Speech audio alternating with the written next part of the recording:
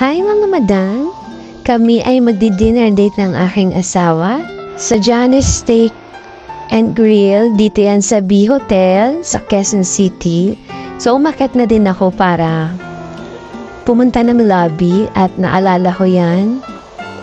Yung mga pinag-shootingan namin ng aming kasal. Diyan. And dyan, ayan sa elevator. Yan, dyan kami nag-shoot.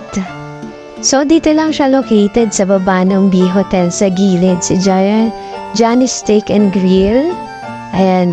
Meron kasi kami ritong certificate nung kasal namin way back pa nung 2022. 2023 na ngayon. Ngayon lang namin siya magagamit.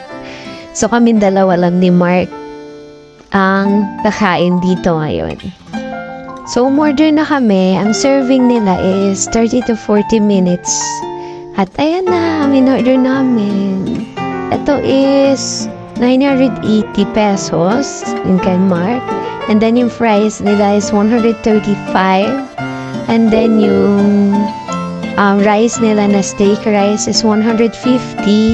And then yung salad nila, German salad, is 650 pesos. And then the iced tea is 110 pesos. Masarap yung food nila, lalo na yung German salad. Super sarap. Total bill namin is 2,120 pesos. Medyo pricey siya pero masarap naman yung food nila. And that's it!